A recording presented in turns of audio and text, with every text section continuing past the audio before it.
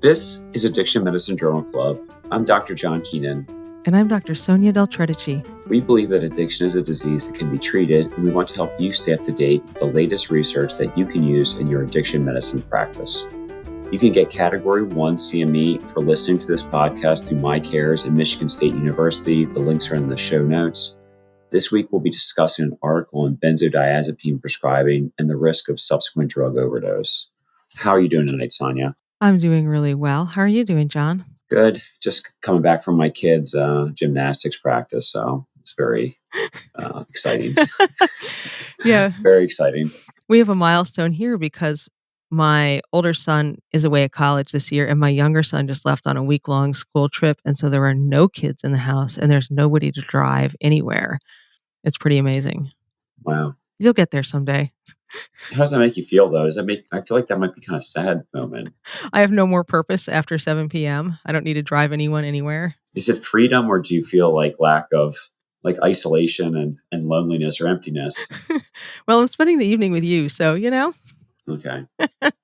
And your husband's at choir practice and having a drink afterwards, being wholesome for the two of us. Exactly. He went out. That's awesome. So what's new, or what's in your mind in addiction medicine news this week? Well, I wanted to share an article in the popular press, and you may have seen this. I mean, a lot of our listeners may have seen it. It's being passed around a lot in addiction medicine circles. It's in Stat News, and they're doing a whole series called The War on Recovery about all the different ways people with opioid use disorder are denied access to methadone and buprenorphine. So part one was published, and it was very long, but very vivid about all the ways in which people with opioid use disorder are discouraged from taking medications. Everything from stigma to, policies in rehabs and jails to, policies from Narcotics Anonymous. Despite the fact that methadone and buprenorphine are safe, they're effective, there's just a lot of ways their use is actually discouraged. And stigma makes patients turn to them as a last resort rather than the first line treatment. I mean, a lot of stuff we've seen shows that the longer you use opioids, the higher your risk of death, the higher your risk of blowing up your life.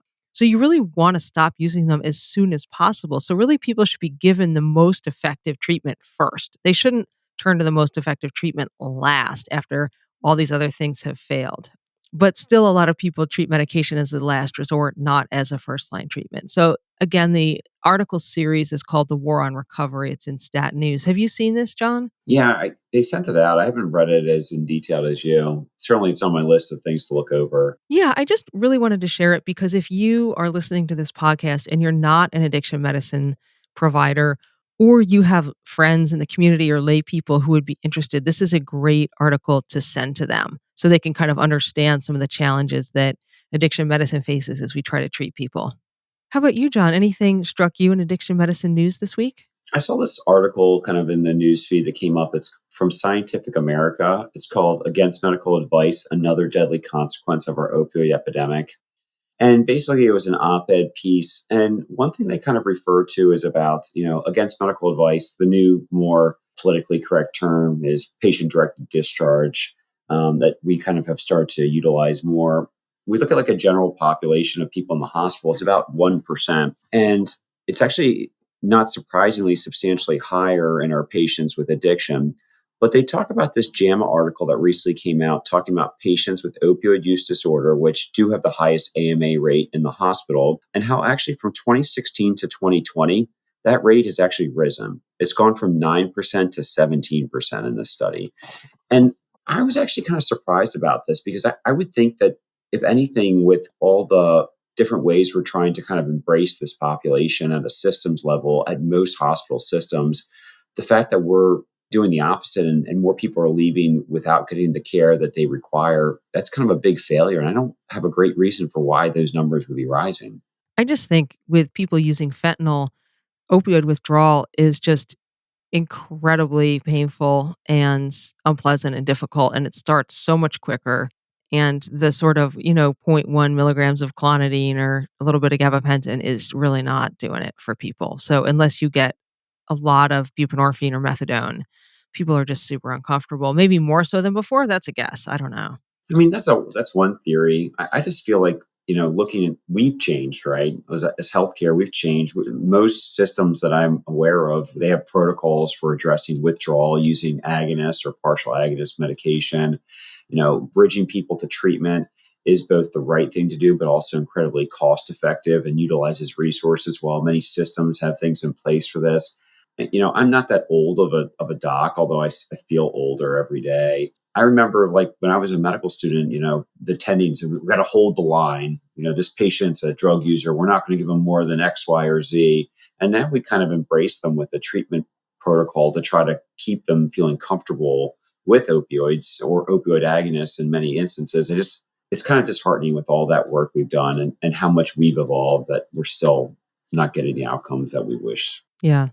Yeah, I'd agree. I think we're so about, getting people discharged early and quick. We forget that if people leave against medical advice before they're supposed to, they it means they haven't received the right treatment. And I admit, who wants to stay in the hospital? Like nobody wants to be in the hospital. But if you're really sick, especially a lot of our people are really sick, you should stay and you should feel comfortable staying and you should feel good that you're staying so you can get treatment.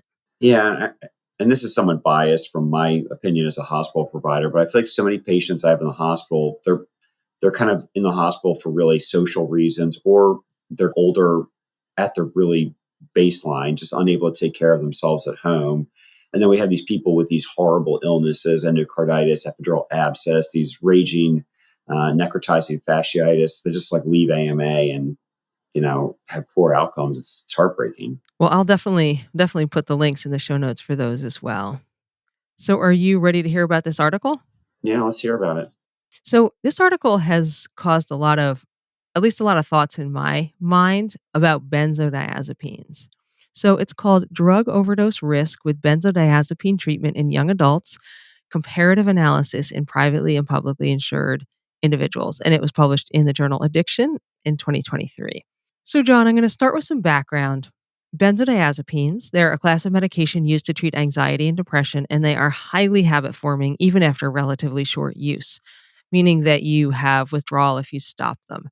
They're very commonly implicated in overdose deaths, especially when combined with opioids, and there is a black box warning regarding co-prescription of opioids and benzodiazepines. In 2021, there were 12,500 overdose deaths in the US that involved a benzodiazepine, and about 1,000 of them involved a benzodiazepine alone. So that's about 10% of the overall drug overdose deaths in the US. About 10% of them involved a benzodiazepine, and a minority of those, only about 1,000, involved a benzodiazepine alone.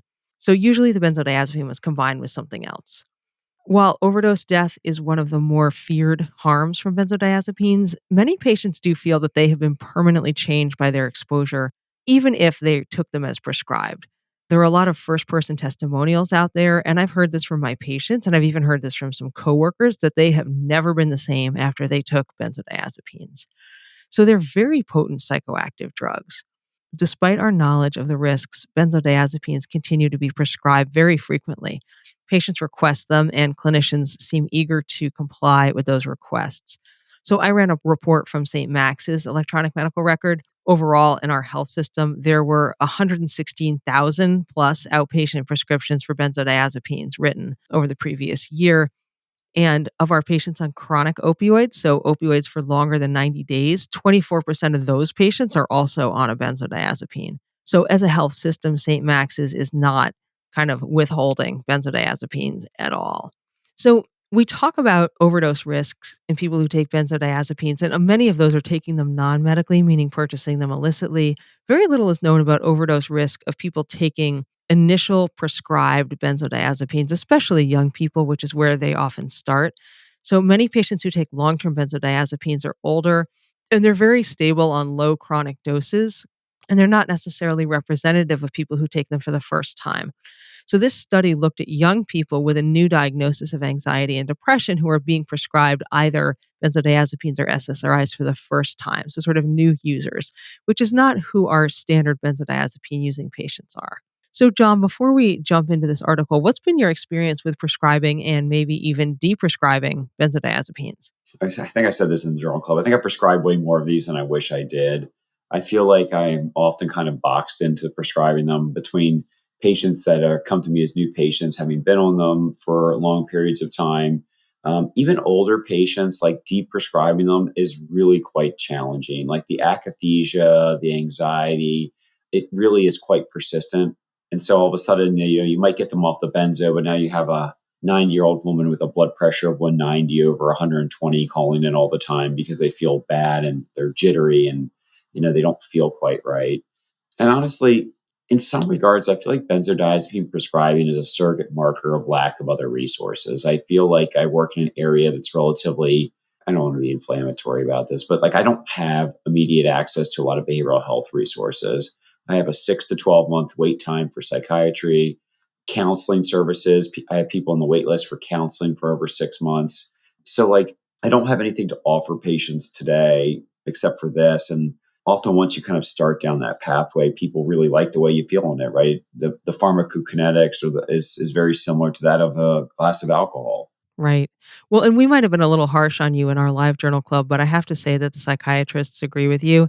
I was doing a little research as I prepared for this, and there's a recent editorial in, I think, Journal Psychiatry saying that we need to like just chill about benzodiazepines, that they're not that bad. The data is weak and they're very, very effective for a lot of people. And I also found a study which maybe we'll present. You know how we did those studies showing that if you stopped people's chronic long term opioids, you had higher risks of suicide and overdose? Mhm. Same thing for benzodiazepines. I saw that study. Yeah. So, patients who are stable on long term chronic benzodiazepines, they may have worse outcomes if you try to stop them. Yeah, I don't love prescribing them, but you're right. I did kind of play devil's advocate during that. Yeah, somebody's gotta do it, right? So, let's talk about the clinical question. So this was a large database prospective cohort study asking whether a new prescription of benzodiazepines or benzodiazepines plus SSRI is associated with more drug poisonings, which is another way of saying overdoses, than a prescription for an SSRI alone in young people with anxiety or depression. Who was in this study? It included young people age 18 to 29. They had to be insured because this was an insurance database study, either public or private insurance. They had to have a depression or anxiety, and they were newly initiating medication with either SSRI, benzodiazepine, or benzodiazepine plus SSRI, meaning they had no scripts in the previous year, and then they got one of these three types of treatment. And this was done between 2006 and 2018. They excluded people, basically only people for whom it would be contraindicated to take any of the study medications, so seizure disorder or any other contraindication to SSRIs or benzodiazepines. Who were these people? So the data came from the Market Scan database, which is a privately insured private insurance database, and it covers people in the entire United States. And then also data from Medicaid, which were our publicly insured patients. And this was data from 28 states where it was available. There were tons of tables in this article. The demographic table, which is table one in the article, took up 2.5 pages. So I'm just going to include some highlights. So in this study, about 35% of the patients who had private insurance were male, and about 20% ish in the publicly insured group were male, meaning about 80% were female in the publicly insured group. In terms of anxiety and depression, about 80% of the people who got a benzodiazepine had a diagnosis of anxiety, going down to about 60% of people who got an SSRI had a diagnosis of anxiety. In terms of depression, it went the other way. About 25% of the people who got a benzodiazepine had a diagnosis of depression. About 55% of those who got an SSRI had a diagnosis of depression. And it went in the same way in the publicly insured patients, although the numbers were a little different. Also interesting was the prevalence of opioid use disorder. So in our private insurance, about 1.8% of the patients who got benzodiazepines had an opioid use disorder. And what was kind of disheartening to me was that patients who had an opioid use disorder or had an opioid prescription were more likely to receive benzodiazepines than those who did not. In our public database, 7.5% of the patients who received benzodiazepine had an opioid use disorder, whereas only 6.2% of those who received an SSRI had an opioid use disorder. So the people who got benzos were more likely to have an opioid use disorder, despite the black box warning against that combination. Of the patients who got a benzo in our publicly insured population, 26% had an active opioid prescription as well. And they were more likely to have an opioid prescription than patients who got an SSRI. So that was a little bit depressing. The harmful event was initiation of benzodiazepines or benzodiazepines plus SSRI, and it was compared to the initiation of an SSRI alone. And the outcomes were primarily drug overdose, treated in the ED or hospital within 6 months of treatment initiation. This did exclude fatal overdoses where the person died in the community and was never treated in a hospital or emergency room. They also looked at drug overdose intent, meaning a suicide versus an accidental overdose. And they looked at benzodiazepine related overdoses and all drug overdoses. They also looked at confounding factors, so age, sex, anxiety, depression, other comorbid psychiatric diagnoses, prescription psychotropics, claims for psychotherapy, other diagnoses, other medications, provider contact, ED visits, geographic regions. They really tried to adjust for some of these confounders. You know, I can't say how successful they were, but they certainly tried.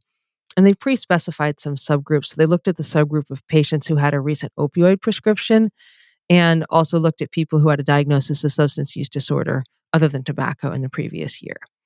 So, just to summarize the clinical question one more time, the official clinical question is in young people with anxiety or depression who are receiving a new prescription for the first time, is there more drug overdose associated with benzodiazepines, benzodiazepines plus SSRIs, or SSRIs alone? So, John, what did you think of the clinical question? I thought it was interesting. The one thing that surprises me about this, I guess, well, two things. One is, the indication of depression for benzodiazepines. I feel like I don't see that routinely used as a medication for that. So I was surprised how frequently that was used as an adjunct for that condition. And then I was also kind of surprised by the amount of patients that were just in the benzodiazepine group that weren't also getting an SSRI. It's surprising. I see often the most compelling indication for these is kind of like a bridge during that 4 to 6 week period of time of initiation. So I was surprised by those two things. I don't think I start benzos on new patients who present with anxiety or depression. I mean, we talked about earlier the conflict of, what to do with patients who are on chronic benzodiazepines for the last 20 years. Can you stop them or not? That's a very complicated question. It's just like the opioids, but I do not start benzodiazepines if someone comes in and says they have depression or anxiety and they're not on any meds. I definitely don't reach for benzodiazepines, especially for depression. Yeah. I never prescribed for depression. Well, actually, before I talk about validity, although I do see it because, of course, there's this concept that you should take a benzodiazepine if you're faced with a traumatic event like a reactive depression. So, you're whatever, you have a death in the family or some crisis, and you just need a benzodiazepine to get through that crisis. Like, I see that. I don't do it, but I see people giving Ativan, lorazepam or alprazolam in wake of a trauma, which I don't think is necessarily correct, but I see that indication and depression would be the diagnosis. All right, let's talk about validity. So I think it's a valid trial. Some strengths. It was large, very, very large, hundreds of thousands of people. They had detailed prescription data, so they knew every drug you took over the course of this study. The follow up of 6 months I thought was long enough, although longer might have been better, but I think 6 months was good.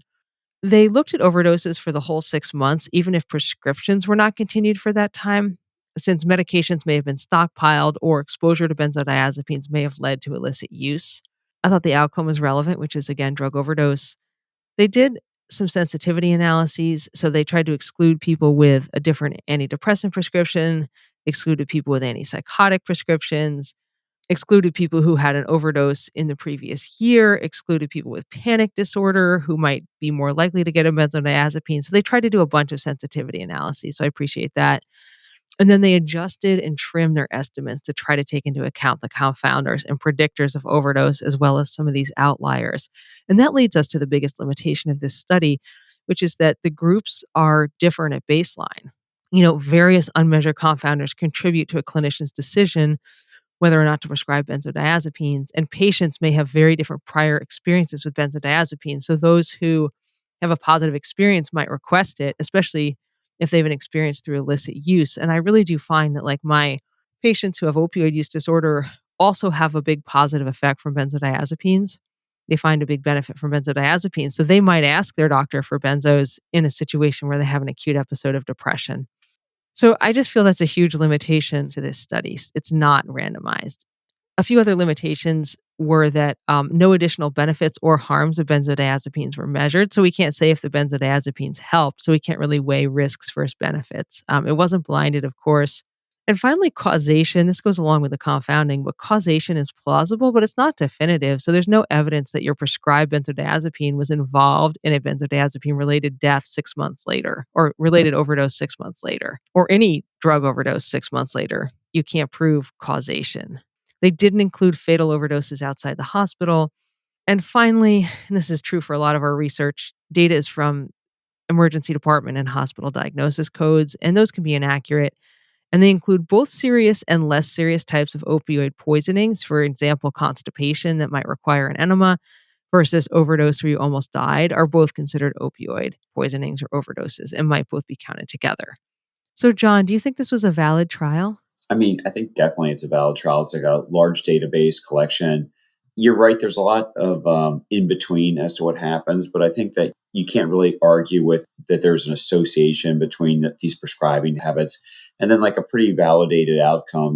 These toxico syndromes or poisoning events that are kind of documented with encounters. So it's probably, if anything, underestimating the true effect of these medications, right? Yeah, it's very cut and dried. It doesn't include a lot of subjective information, which is good. So, results, this paper had so much data about benzodiazepine prescriptions in this population. It described which benzodiazepines were used for how long, which subgroups, which diagnoses in a very granular level. I think it must have been written by a psychiatrist. And I encourage anyone who's interested to look at any of the data tables in this paper. They listed out all the different anxiety diagnoses. And I'll just, out myself here as a general internist. I always just put anxiety. There's like 5 different anxiety diagnoses. I always just put anxiety. I don't really sort out, is it panic disorder, generalized anxiety disorder, social anxiety disorder? I don't know. Do you? There's no HCC with anxiety, Sonya. Are you kidding me? You're gonna get some coding modules assigned to you tomorrow. I'm leaving all those HCC diagnoses on the table. You are. But if you want to know about how benzodiazepines are prescribed to this population, definitely take a look at this paper. In terms of our primary result, the adjusted hazard ratios of drug overdose for benzodiazepine versus SSRI treatment was 1.36 for privately insured patients and 1.59 for publicly insured young adults. So more drug overdoses in people who got benzodiazepines alone compared to SSRIs alone. If you look at benzodiazepines plus SSRIs compared to SSRIs alone, again, there was a higher rate of drug overdose. The hazard ratio was 1.99 in private patients and 1.98 in publicly insured patients. So, if we want to talk some numbers, the incidence of drug poisoning, let's just say there's a lot of different categories here. I don't want to read off all the numbers because that will just like bore everybody. But just to give you a general sense of what we're talking about here, let's say the lowest incidence, and look at my data table. So in patients who received SSRIs alone, privately insured patients, the rate of drug poisoning at 6 months was 0.65%. So a little more than 0.5% had a drug poisoning at 6 months in the group that got SSRIs alone. The group with the highest rate of drug poisonings were publicly insured patients who received both benzodiazepines and SSRIs, and they had a 2.08% rate of drug poisoning, so almost 4 times higher than the lowest incidence group. So not insignificant. I mean, 2% of patients receiving a drug poisoning, I mean, that's a lot of people, of the people who got a benzo plus SSRI. And I thought this was interesting. Getting a benzo plus SSRI was higher risk than getting a benzodiazepine alone. And I don't know why that is. I could make some guesses, but I'm not sure. Yeah, but the confidence intervals overlap, right? Yeah. So you're right. It's interesting. The numbers themselves are interesting, but there is an overlap there, right? Yeah. I mean, there is. There is. And they're not super different. It's sort of rare and slightly less rare event. But I don't know. I feel like that result was the confidence interval. Okay, fine. Statistics, confidence intervals overlap. The only reason I'm saying that is because I got called out on that on a previous episode. That's why we do this, Always learning. Always learning. But you're right. The numbers are appalling if you ignore the statistics. Oh my god. So that's sort of the main result. The second main result was benzodiazepine-associated drug poisonings, which, of course, are much higher in patients who received benzodiazepines. So I'll give an example. In our privately insured patients, those who got a benzodiazepine had a 0.39% incidence of benzodiazepine poisoning, and those who received an SSRI had a 0.08% chance of benzodiazepine poisoning. So the hazard ratio was almost 5, comparing benzos alone to SSRIs alone. In our publicly insured patients and our privately insured patients, if you compare SSRI to benzo plus SSRI, the hazard ratio is almost 7, 6.5 or 7 for rate of benzodiazepine overdose, which I guess isn't surprising. Like, I think patients who get a benzo would have a higher rate of benzodiazepine overdose, but it really does make you think that those initial prescriptions are connected to subsequent poisonings. It's not just a coincidence or just the people who already have a problem end up getting prescribed benzodiazepines. Another interesting fact, I know it's a lot of numbers, but there was a much higher overdose incidence among youth with a substance use disorder or an opioid prescription than those without. And I feel that that's, not surprising, but just to sort of put it out there. So I'm going to summarize the results. Basically, among young adults in the United States who are initiating benzodiazepines for anxiety and depression alone or simultaneously with an SSRI, it appears that there's an increased risk of medically treated drug overdose compared to an SSRI alone. These associations were observed in privately and publicly insured individuals and in all pre specified subgroups. The effect was strongest in intentional overdoses, meaning suicides, and there was also a strong association between receiving a prescription for benzodiazepine and having opioid use disorder, and receiving prescription opioids. So that's the bottom line. So, John, what did you think of the results? Were you surprised by them? Not particularly, right? I mean, I think that this is something that we kind of continue to go over and over again about the co-prescribing risk with these medications. And I think that especially kind of in the era where a lot of people are on like agonist type medications, although this article didn't look at it, I think knowing what co-prescribed medications are increasing risk is really important, right? Right. Well, it's just we show it over and over in all these different populations that receiving a prescription for opioids and in this study benzodiazepines raises your risk of developing or having opioid use disorder or having an overdose in the future. And it's not clear what the connection is, but the association, I mean, I haven't read a paper yet that said you have a lower risk of drug overdose if you receive a prescription for opioids, you know? Haven't seen that data. So are these results going to change my practice? They might, maybe. I don't know. The patients are similar to mine. I do see young people with anxiety and depression. In terms of risk versus benefits, the benefits to patients of benzodiazepines were not specified, but previous studies do show short term benefits, especially with anxiety and depression. Risks to patients, they talked about drug poisonings, especially intentional overdose or suicide, but other clinically relevant harms like dependence, sedation, car accidents, I don't know, jail time, all kinds of risks of benzodiazepines, they were not considered. And so I tried to calculate the number needed to harm, meaning how many people would you need to give a benzodiazepine to, add on a benzodiazepine to cause a drug poisoning.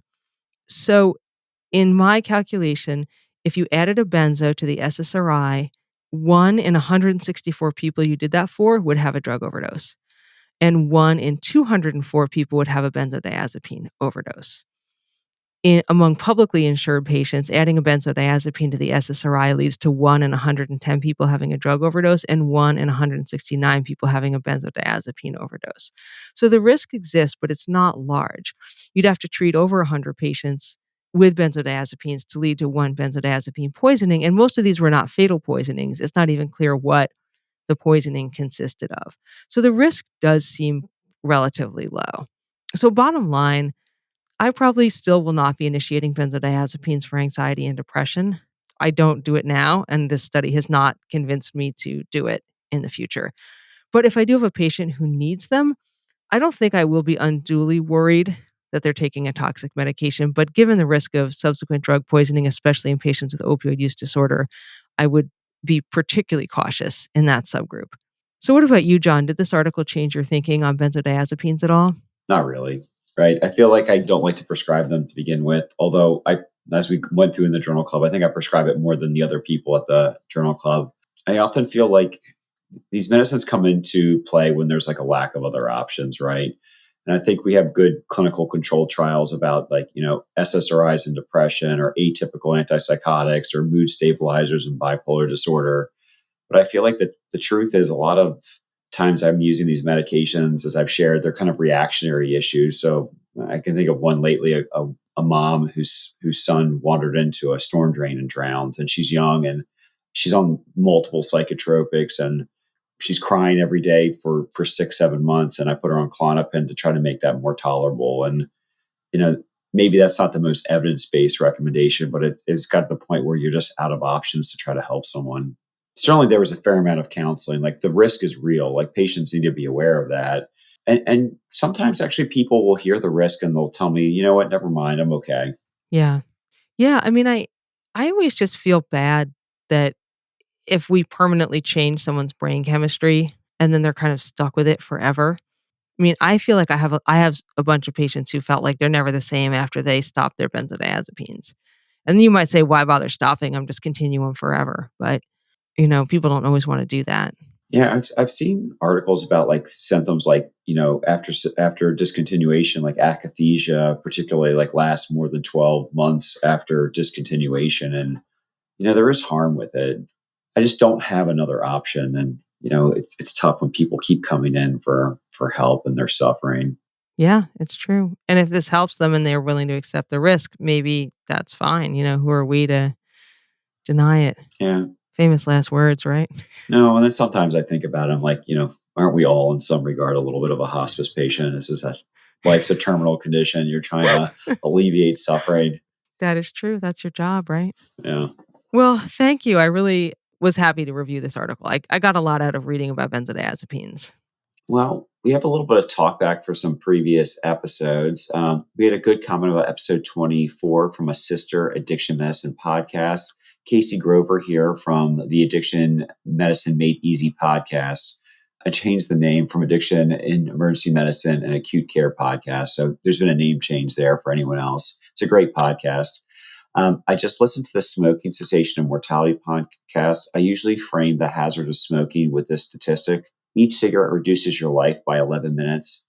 Not sure if either of you ever heard of that stat, but I use that all the time for education and smoking and talking points to patients about quitting. Just wanted to share. Have you heard that stat, particularly, Sonya? No, I've never said that each cigarette reduces your life by 11 minutes, but I kind of want to. Yeah, I like that as well. I've heard that in reference. I think I've heard other ones like 10 minutes, but 11 minutes. I think it depends upon, but I think that sometimes that's a very real number for patients. Yeah. Or maybe you could phrase it in packs and even make it more impactful by 2 hours or 2.5. Each pack is 2.5 hours of your life going out the door. Each carton is like 14 hours. Yeah. Each pallet, 2 years of your life. Well, thank you for listening to the Addiction Medicine Journal Club. The best part of any journal club is the conversation, and we want to hear what you have to say. To have your opinions about the articles included in a future episode, send us your comments on Twitter, Facebook, YouTube, Spotify, email, or join our Facebook group. The links are in the show notes. Original theme music was composed and performed by Benjamin Kennedy, audio edited by Aaron McHugh. CME support from My Cares, produced by Dr. Patrick Beeman at Ars Longa Media. Addiction Medicine Journal Club is intended for educational purposes only and should not be considered medical advice. The views expressed here are our own and do not necessarily reflect those of our employers or the authors of the articles we review. All patient information has been modified to protect their identities. Thank you for being part of the conversation. Have a great day.